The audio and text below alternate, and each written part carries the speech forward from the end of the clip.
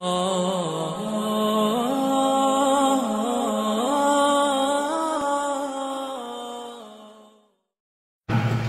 د امارت خلافت به 100 کلنو 200 کلنو 500 کلنو زر کلن کیږي دغه امارت به ان شاء الله د دې نه به نور مسلمانان رنګ اخلي.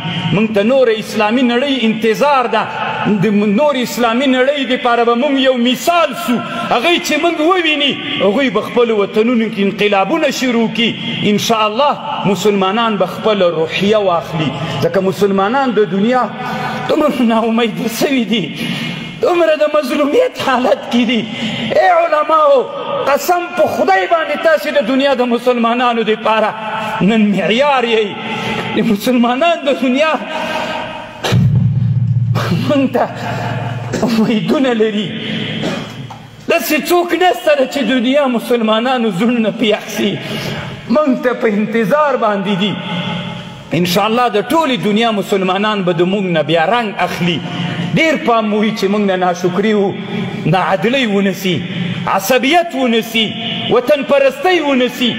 اسلام فوق العصبیات، اسلام تر قوم پرستی تر وطن پرستی پورته ده. اول اسلام ده، بیا د اول اسلام مطرح ده. ولایت پرستی، شمال پرستی، جنوب پرستی دا ټول ورک کوي. هر چا چې دې ته لمن وهله وی وهئ، مقابله ورسره وکئ. موږ د دې لپاره مقابله نه وه کړې، موږ صرف د الله دپاره مقابله کړې وه. دغه بیرغ پسې د مسلمانانو سترګې وتلې وې. الله پاک نن موږ ته دلته حاکم ګرځولی. دغه بیرغ چا نه پرېښوده.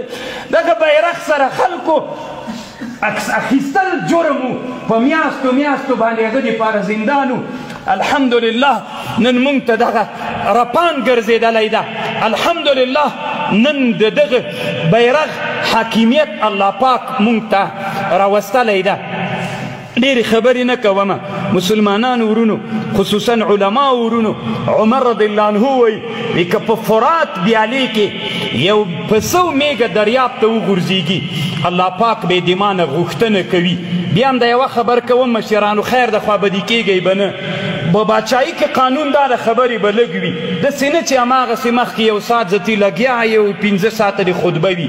لنډې خبرې لنډ خپل مفهوم ویلل، خصوصا مشرانو دپاره، ځکه جلسې وي دا بیا دنیا ګوري. دنیا دې تا کومه خبره وګوري. نو زه بیا هم بښنه غواړم کیدای سي د ما خبرې مږدي سوي وي. واخر دعوانا ان الحمد لله رب العالمین. خو یوه غوښتنه بیا هم مشرانو کوم، دلګي مشرانو تاسې نه یم کوم، دغه خبر ضرور را سره ومنئ چې د هر چا متعلق کوم یتیمان دي داسې وکئ چې کوم خانان مو ملګري دي یا مو خاص ملګري دي، هر یتیم په چا باندې تقسیم کوي. پلانکیه د پلانکي یتیم دي تاسو، درې واړه تربیتونه به یې کوې، علمي، فرهنګي، تربیتی او مالی به یې کوې. خیر ده که لږ وي که ډوري، دا پې باندې تقسیم کوي. ځکه تاسې ټول نه صحیح کولی. ته چې په موټر کې کښېنې هغه یتیم دی له یاده ونه وځي، او هغه کونډه دی له یاده ونه وځي، د هغې مور دی له یاده ونه وځي.